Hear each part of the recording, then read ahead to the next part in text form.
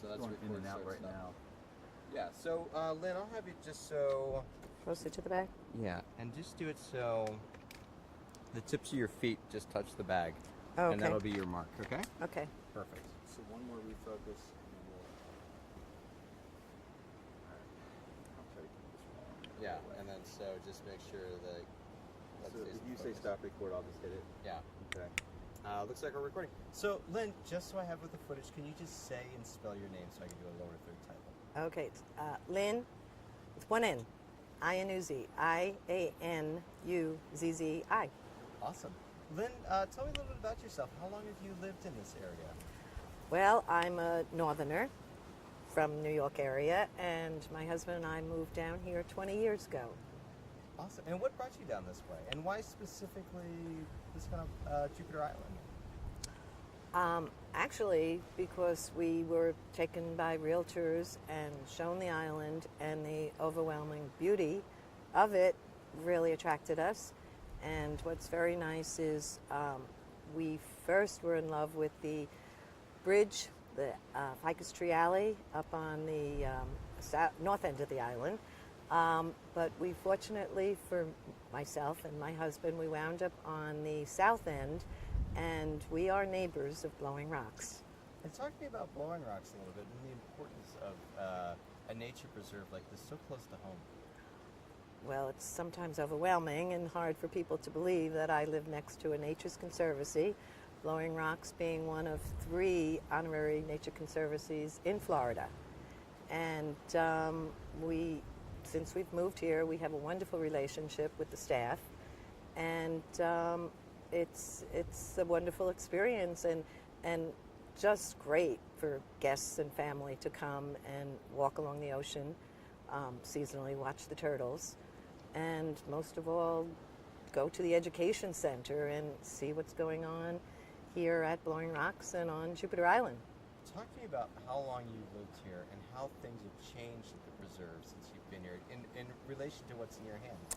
Oh, well, we did come here at the end of the 90s, and there was already campaigns and a large force led by Nathaniel Reed and some others on the island that had the perseverance to pursue this being a Nature's Conservancy. And things had happened before I came, but when I came, fortunately, I experienced something I didn't really know, that Australian pines are not indigenous to this part of the world, and the Nature's Conservancy, Blowing Rocks, were on a campaign to do their best to get rid of them. So over the years, many hundreds were removed, and in the late 90s, under the guidance of Nathaniel Reed and Mike Render, the biologist who was on residence here at Blowing Rocks, they removed the last of the Australian pines on this end of the island.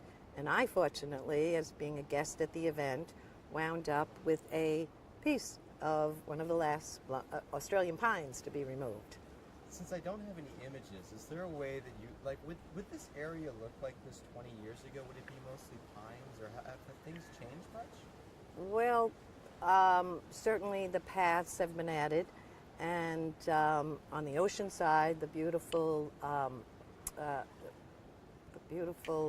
alley of sea grapes, which is extraordinary to walk on that path up on the higher road looking down at the Blowing Rocks. And this side of the island, we're standing on beautiful walkways that are here, not terribly long, but they enhance the area so much. And the fact of the hard work being done of getting rid of invasives, it grows beautiful with all the natives of this area. Would you have seen so many mangroves 20 years ago on this side? Absolutely not, no. The work that has been done here is very extraordinary. So what would it have looked like 20 years ago? Probably Australian pines and Sansevieria. Sorry, but 2 of my dreaded things. So you like the idea that there's kind of native plants here that are indicative to Florida? Absolutely, and I think that would be second the motion with most everybody who lives on this island.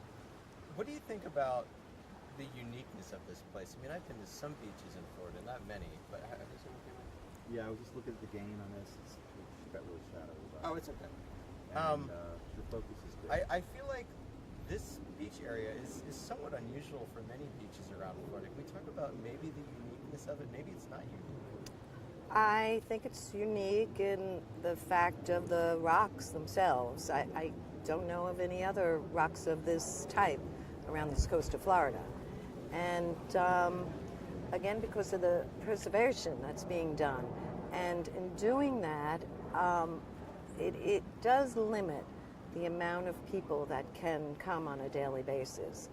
And that may make it a little different. It's open to the public with limited hours and limited people that can be actually in the park at one time. I had a thought and I just lost it. Are we stopped? Let's pause for a Yeah, second. pause. Yep.